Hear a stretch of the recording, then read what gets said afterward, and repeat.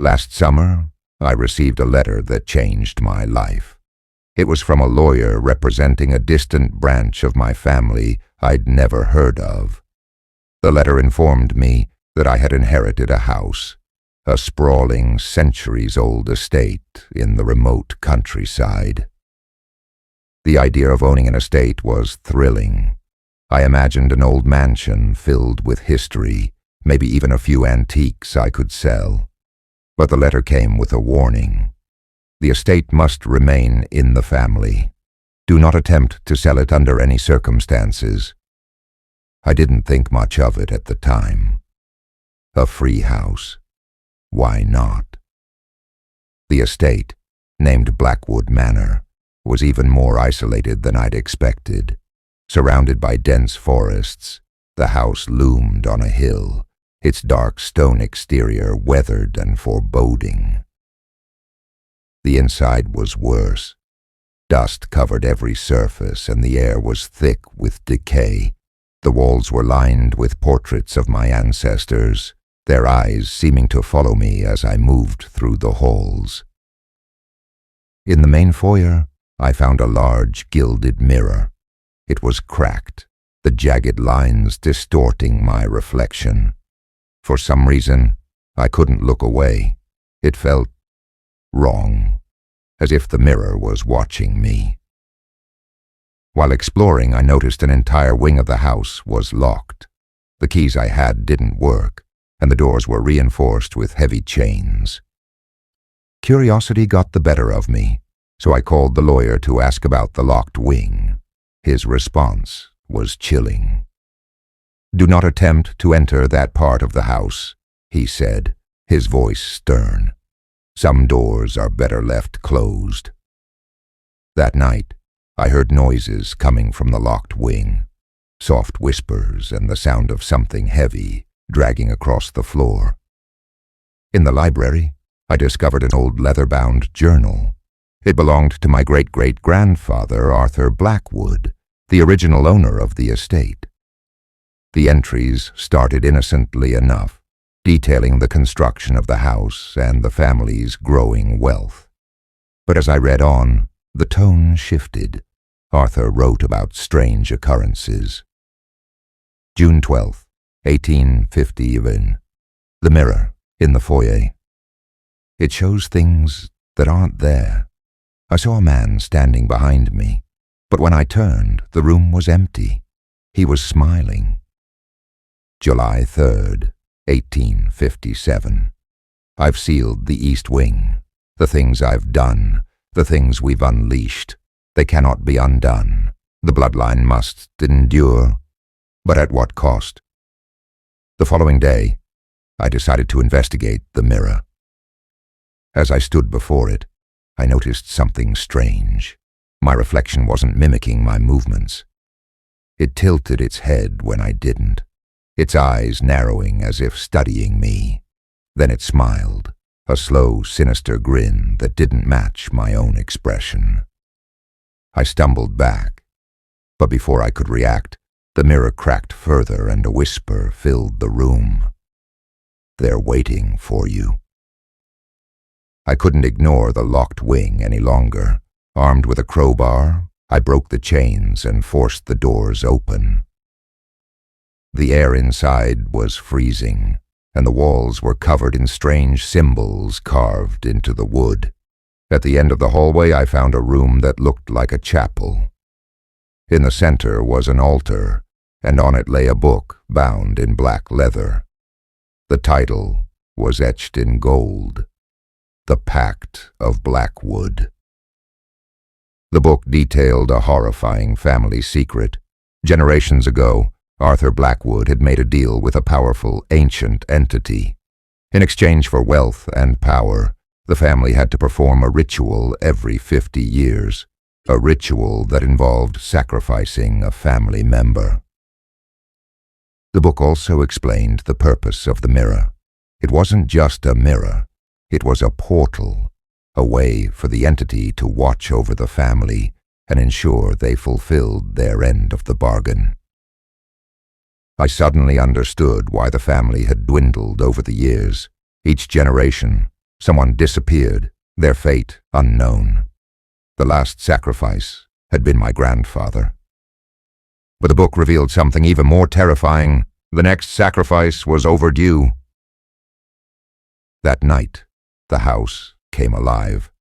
Doors slammed shut on their own, shadows moved where there was no light, and the whispers grew louder. In the foyer, the mirror began to glow, and my reflection stepped out of it. It wasn't me. It was something darker, with hollow eyes and a twisted grin. "You can't escape," it said. "The bloodline must pay." Panicked, I tried to leave the house, but the front door wouldn't budge. The windows were sealed, and every room seemed to shift, the layout changing to trap me.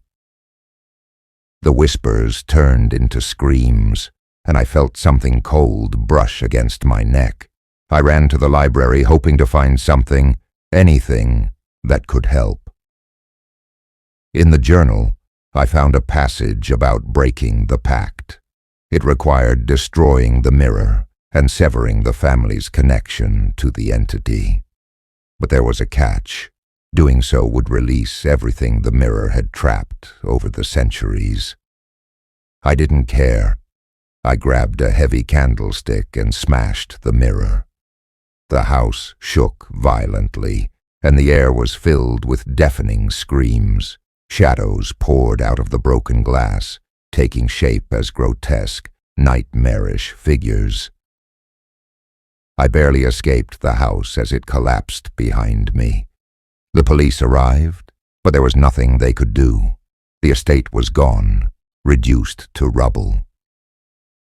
The lawyer called me a few days later. "You've done something terrible," he said. "The pact is broken, but the curse isn't. They'll come for you." Since then, I've been on the run. Every night I hear whispers outside my window, and sometimes I see shadows moving in the corners of my vision. I destroyed the house, but I unleashed something far worse. And I know it's only a matter of time before they catch me. It started when I returned to my hometown to settle the estate of my late grandmother, Eleanor. She had lived alone in an old sprawling house, perched on the edge of a forest. The house had always creeped me out as a child, its Gothic architecture, creaky floors, and the way the shadows seemed to stretch unnaturally. My parents rarely spoke about her, and visits were infrequent. Now, as the sole heir, I had the task of cleaning out the house and putting it up for sale. The first few days were uneventful.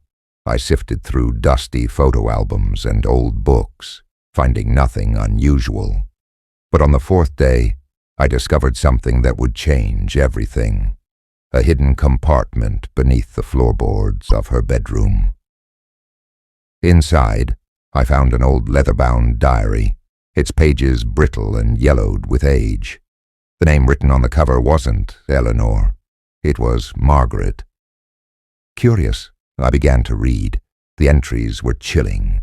Margaret, it seemed, was Eleanor's younger sister, but no one in the family had ever mentioned her. The diary detailed a happy childhood until one summer in 1945, when everything changed. Margaret wrote about strange occurrences, waking up to find her belongings moved, hearing whispers in the middle of the night, and shadows that didn't belong to anyone.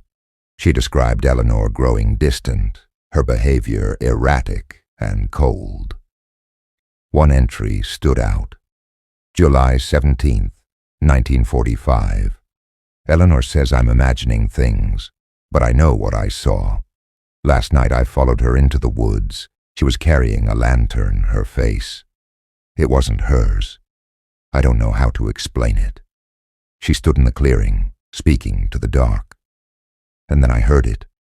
A voice that wasn't hers, but came from her mouth. It said my name. I felt a chill run down my spine. The last entry was dated 2 weeks later. July 31st, 1945. If anyone finds this, know that I didn't leave. Eleanor did something to me. I don't know how, but I can feel myself fading. She's not my sister. She's something else. The diary ended abruptly. I confronted my parents about the diary over the phone. My mother hesitated before admitting that Margaret had vanished when she was 16. No one knew what happened to her, but Eleanor was never the same after that summer. That night, as I lay in bed, I heard a sound, a soft, rhythmic tapping. It was coming from beneath the floor. I followed the noise to the basement, a place I'd avoided since arriving. The air was damp and heavy, the single bulb casting weak light. In the far corner, I noticed a door I hadn't seen before. It was bolted shut, with scratch marks around the edges.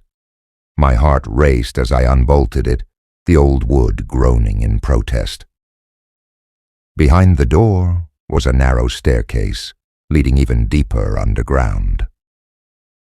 At the bottom of the stairs was a small, windowless room. The walls were lined with symbols carved into the stone, symbols I didn't recognize. In the center of the room was a crude wooden table, and on it lay a bundle of fabric. I unwrapped it, revealing a lock of hair and what looked like a small, withered hand. Suddenly, the door at the top of the stairs slammed shut. The bulb flickered and went out, plunging me into darkness. I fumbled for my phone, its weak flashlight barely illuminating the room. And that's when I heard it, a low, guttural whisper. "Why did you come back?" I ran up the stairs, my heart pounding, and burst out of the basement. Locking the door behind me, I tried to rationalize what I'd seen, but deep down, I knew there was no explanation. The next day, I decided to leave, but as I was packing, I noticed something in the woods, a figure standing just beyond the tree line, watching the house. I grabbed my phone to take a picture, but when I looked up again, it was gone. That night, the whispers returned, louder this time. They seemed to come from inside the walls. "Margaret! Margaret!" I shouted, demanding to know who was there, but the only response was laughter, soft, childlike, and wrong. Desperate for answers, I dug deeper into my family's history. I found an old neighbor who had known Eleanor and Margaret as children. She told me something my parents hadn't. Eleanor wasn't always alone. There was someone else with her. After Margaret disappeared, she brought someone back from the woods. A man, or at least that's what he looked like. But he never spoke, and his eyes weren't human. She wouldn't say more, but her words left me shaken. On my last night in the house, I decided to confront whatever was haunting me. I returned to the basement, armed with a flashlight and a sense of dread.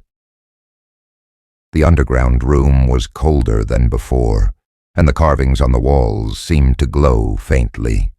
As I stood there, the air grew thick, and a figure began to materialize, a woman, her face gaunt and eyes hollow. It was Margaret. "Help me," she whispered. "She's coming." Before I could respond, the room grew darker, and a second figure appeared. It was Eleanor, or rather something wearing her face. "You shouldn't have come back," it hissed, its voice layered with something inhuman. I ran, the walls seeming to close in around me. As I reached the top of the stairs, I felt a cold hand grab my ankle. I kicked and scrambled free, slamming the door shut behind me. I left the house that night, vowing never to return. Later I learned that the house had burned down a week after I left. No one knew how the fire started, but part of me wondered if Margaret had finally found peace. Even now, I can't shake the feeling that I'm being watched. Sometimes I hear whispers in the dark, and I can't help but wonder if Eleanor, or whatever she became, is still out there, waiting. It all began one cold January night when my family gathered for the annual reunion at our ancestral house, deep in the woods of Maine. The house, a creaky Victorian-style mansion, had stood there for over a century, its walls steeped in memories, secrets, and something darker. I'd always been drawn to the place, even though the peeling wallpaper and rotting wood gave it an eerie vibe. But this year felt different. The house seemed alive, its groans louder, shadows darker, and air heavier.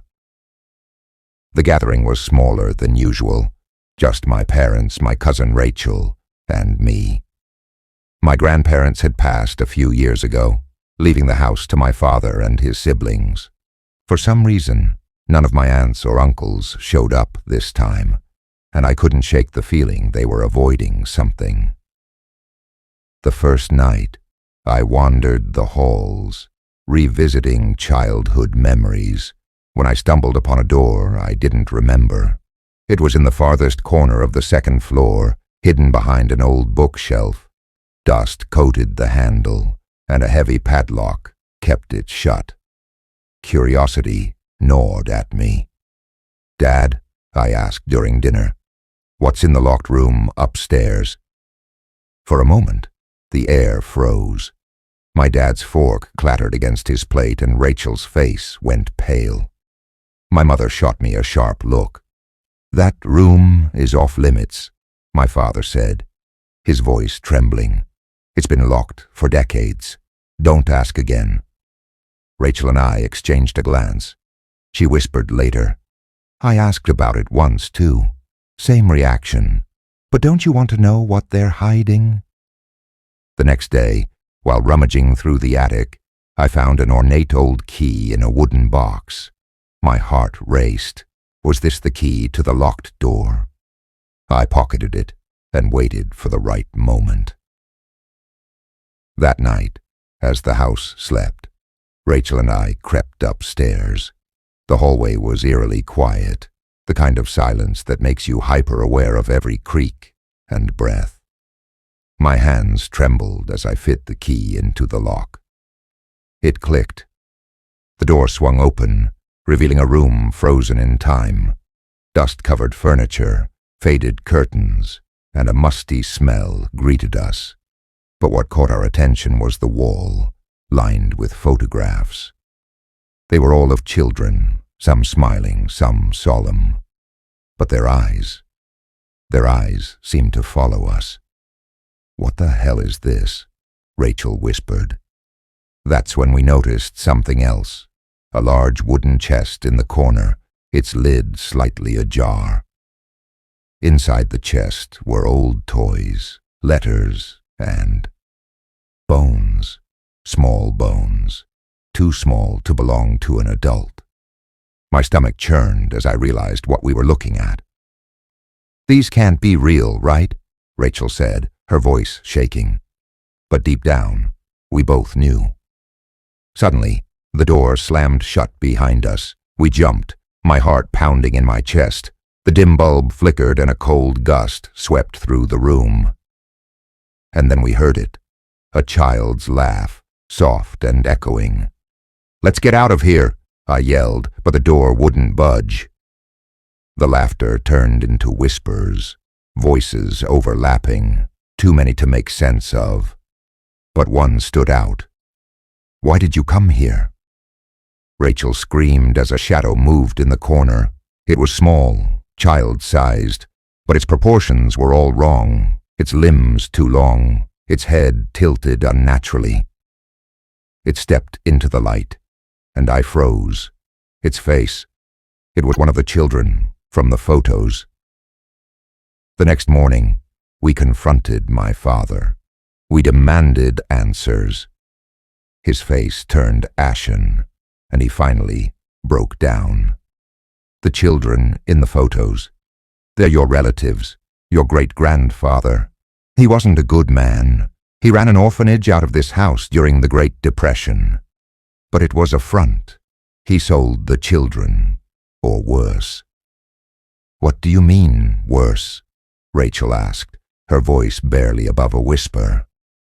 "He experimented on some of them, tried to create something, but he went too far, and they died. Their spirits, they never left." That night, the house was alive with activity.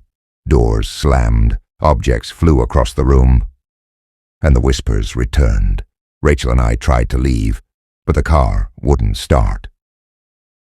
We barricaded ourselves in the living room, but it didn't help. The shadows crept closer, and the laughter grew louder. Then the power went out. In the pitch darkness, I felt a small, cold hand grab mine. I screamed, but no sound came out. Desperate, I remembered the chest. Maybe it was the key to ending this nightmare. Rachel and I dragged it to the backyard and set it on fire. The flames roared, and the house screamed, an inhuman guttural sound. The shadows retreated, the whispers stopped, and the air became still. We never returned to the house. My father sold it, but I heard rumors that the new owners didn't last long. To this day, I can't forget the faces of those children or the cold grip of that tiny hand. And sometimes, late at night, I swear I hear whispers outside my window.